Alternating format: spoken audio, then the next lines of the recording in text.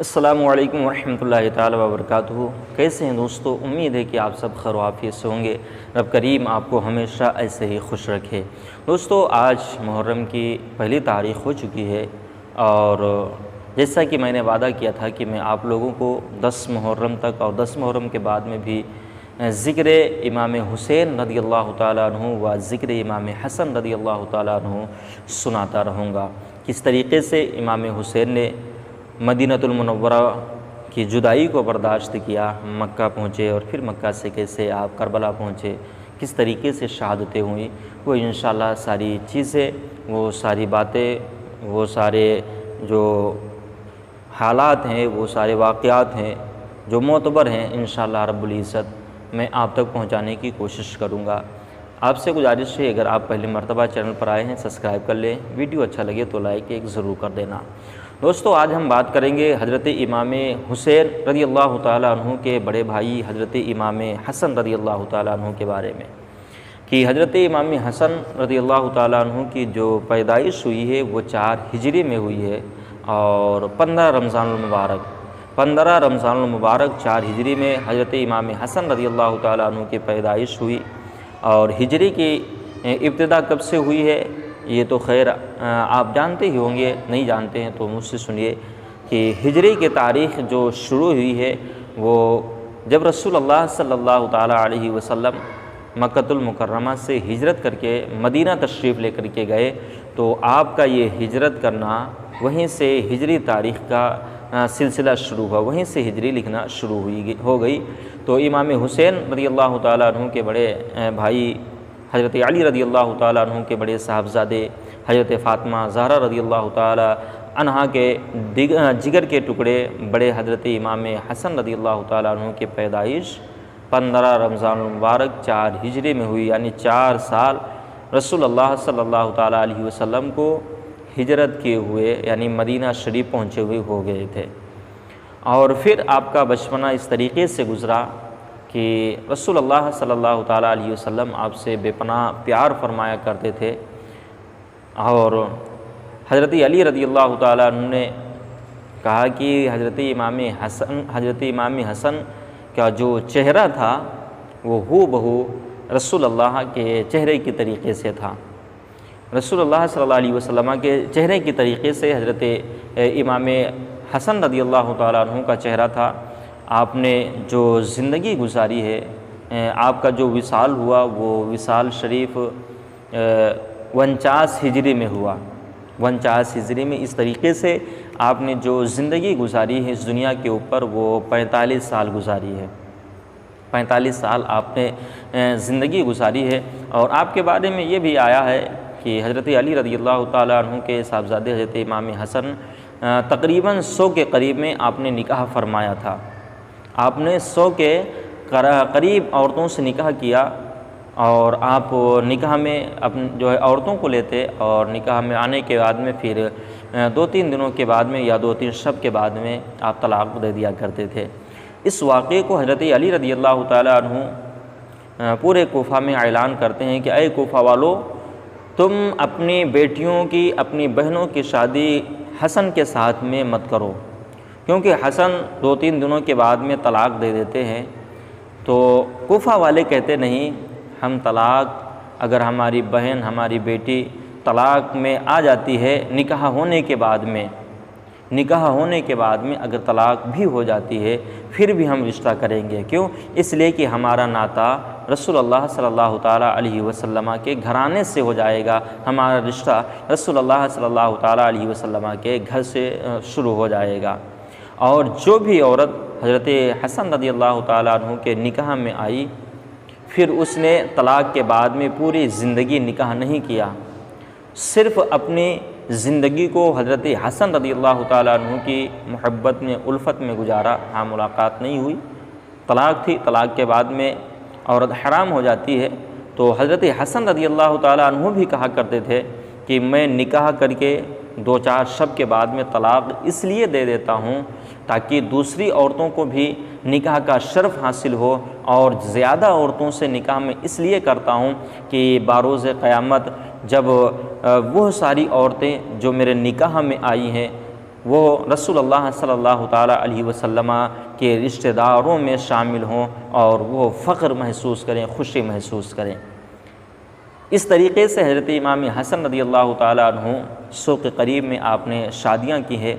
और ज़हर के ताल्लुक़ से यानी कि बाज़ लोगों ने, मौरिख़ों ने ये तहरीर किया है, लिखा है कि इमाम आली मकाम हज़रत इमाम हसन को जो ज़हर दिया गया वो आपकी बीवी ने ज़हर दिया। दोस्तों, ये बात जो रिवायत आई है ये सरासर गलत है कि आपकी बीवी ने आपको ज़हर दिया, क्योंकि इसका सबूत नहीं मिलता है। इतना आप ख्याल रखें, इसका सबूत ही नहीं मिलता है। हज़रत इमाम हसन रज़ियल्लाहु ताला अन्हु को जब पानी में ज़हर दिया गया, यानी सुराही में ज़हर मिला दिया गया था, वैसे इमाम हसन को कई मरतबा ज़हर दिया गया, तकरीबन 5 मरतबा आपको ज़हर दिया गया था। कभी खजूर में, कभी खाने में, कभी किसी तरीक़े से आपको 5 मरतबा ज़हर दिया गया था। फिर जब पानी में ज़हर मिला करके आपको दिया गया, आप बेकरार हुए, बेचैन हुए, आपको दस्त भी शुरू हो गए थे, आंतें कट कर करके जो है गिर रही थी और इतना बहुत ज़्यादा तकलीफ़ हो रही थी। इमाम आली मकाम हज़रत इमाम हुसैन रज़ियल्लाहु ताला अन्हु हज़रत हसन के पास में आए और कहा, अय भाईजान, आप मुझे बता दीजिए कि आपको ज़हर किसने दिया है, आपको ज़हर किसने दिया है, मुझसे आप फरमा दीजिए। दोस्तों, मुख्तसर वीडियो में बता रहा हूँ क्योंकि वीडियो ज़्यादा लंबा हो जाएगा। तो हज़रत हसन ने जब इतना सुना तो हज़रत हसन ने कहा, अय भाई, अगर मैं तुझे बता दूंगा कि मुझे ज़हर किसने दिया है तो तू उससे बदला लेगा। हज़रत इमाम आली मकाम इमाम हुसैन ने फरमाया, हाँ, मैं बदला लूँगा, उसने आपको ज़हर दिया है। तो हज़रत इमाम हुसैन की इस गुफ्तगू को सुन करके इमाम हसन ने कहा कि नहीं भाई, अगर मेरे गुमान में वो है जिसने मुझको ज़हर दिया है, अगर वही है जिसने मुझे ज़हर दिया है, तो उससे बदला लेने वाला अल्लाह रब्बुल इज़्ज़त है, वो ज़्यादा बेहतर बदला लेने वाला है। और अगर मेरे गुमान में वो नहीं है और मैंने बता दिया तो एक मुसलमान का नाहक कत्ल हो जाएगा। देखिए इमाम हुसैन और हज़रत इमाम हसन की गुफ्तगू को कि कैसी हालत है, कैसा आलम है। ये है अहले बैत के घराने वाले कि जान जिस्म से निकल रही है, फिर भी मुसलमानों के आमाल की फ़िक्र है कि कोई भी मुसलमान नाजायज़ नाहक मारा ना जाए उनकी वजह से। तो इमाम हसन रज़ियल्लाहु ताला अन्हु ने इस राज को पोशीदा रखा कि आखिर ज़हर आपको किसने दिया है, इस राज को पोशीदा रखा कि ज़हर आपको किसने दिया है। और एक बात मैं आपको बताऊं कि इमाम हसन रज़ियल्लाहु ताला अन्हु एक मरतबा ख्वाब देखते हैं कि उनकी दोनों जो है उनकी पेशानी के बीच में, यानी मत्थे में जो पेशानी के बीच में एक जगह के ऊपर सूरह इखलास लिखी हुई है, कुल हुवल्लाह शरीफ लिखा हुआ है। तो आप इसकी ताबीर मालूम करते हैं लोगों से, मालूम करने के बाद में तो कई लोगों ने बताया कि इसकी ताबीर ये है, इसकी ताबीर ये है। लेकिन एक सहाबी से जब जा कर के पूछा तो वो सहाबी रसूल कहने लगे, जहाँ तो मुझे यकीन है इस ख्वाब की ताबीर ये है कि अब आपके कुछ ही रोज़ इस दुनिया के ऊपर बचे हुए हैं, आप यहाँ से तशरीफ़ ले जाने वाले हैं। और दोस्तों, ऐसा ही हुआ। 49 हिजरी में हज़रत इमाम हसन रज़ियल्लाहु ताला अन्हु की शहादत होती है और आप इस दुनिया से तशरीफ़ लेकर के चले गए। इन्ना लिल्लाहि व इन्ना इलैहि राजिऊन। दोस्तों, ये मुख्तसर से जो मैंने बात आप लोगों के सामने बयान की है, इसमें काफ़ी दर्स भी मिलता है हम तमामी मुसलमानों को। इमाम आली मकाम हज़रत इमाम हुसैन रज़ियल्लाहु ताला अन्हु के बड़े भाई हज़रत हसन ने हम और आपको दिया कि किसी के ऊपर झूठा इल्ज़ाम ना लगाओ, किसी के ऊपर झूठा इल्ज़ाम ना लगाओ। अगर तुम बदला लेना चाहते हो तो खुद लो, अगर नहीं लेना चाहते तो अल्लाह की ज़ात के ऊपर छोड़ो, अल्लाह बेहतर बदला लेने वाला है।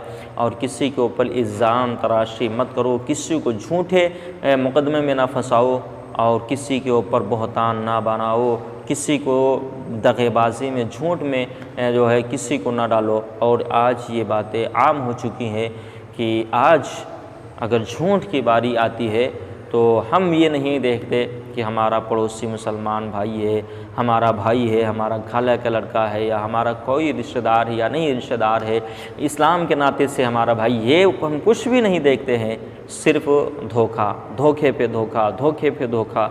आजकल का ज़माना झूठ पे झूठ, कि उसको हम परेशान कर लें, उसको हम मार लें, उसको ये तकलीफ़ दे दें, वो हमसे आगे क्यों निकल रहा है, ना जाने तरह तरह के हम उनके ऊपर इल्ज़ामात लगाते हैं कि वो हमसे नीचे हो जाए, हमें जलन होती है। आज हसद मुसलमानों के दिलों के अंदर बस गया है। तो खुदारा इस मुहर्रम से और इस बयान से आपको इमाम हुसैन रदियल्लाहु ताला अन्हु व हज़रत इमाम हसन रदियल्लाहु ताला अन्हु का सदक़ा कि किसी के ऊपर झूठा इल्ज़ाम मत लगाना, और सच्ची मोहब्बत अपने पड़ोसी से भी करना और अपने मुसलमान भाई से भी करना। अगर किसी मुसलमान भाई को ज़र्रा सी भी परेशानी हो तो गोया यूँ तस्लीम करना और इस तरीक़े से समझना कि मेरा जिस्म है, इस जिस्म में अगर कहीं पर भी मुझे चोट लगती है तो तकलीफ़ पूरे जिस्म को होती है। इसी तरीक़े से अगर कोई मुसलमान परेशान हाल है तो तकलीफ़ आपको भी होनी चाहिए, हमें भी होनी चाहिए। और यही एक मोहब्बत की निशानी है, यही एक मोहब्बत की निशानी है। मेरे अज़ीज़ मुसलमान भाइयों, अपने आप को पहचानो, नमाज़ों की पाबंदी करो, नमाज़ें पढ़ो। इंशाअल्लाह रब्बुल इज़्ज़त हम जिस मकसद के लिए आए हैं उस मकसद में कामयाब होंगे। और मकसद क्या है कि हमसे अल्लाह और अल्लाह का रसूल राज़ी हो जाए, अहले बैत वाले हमसे राज़ी हो जाए। दोस्तों, वीडियो अच्छा लगा हो तो एक लाइक ज़रूर कर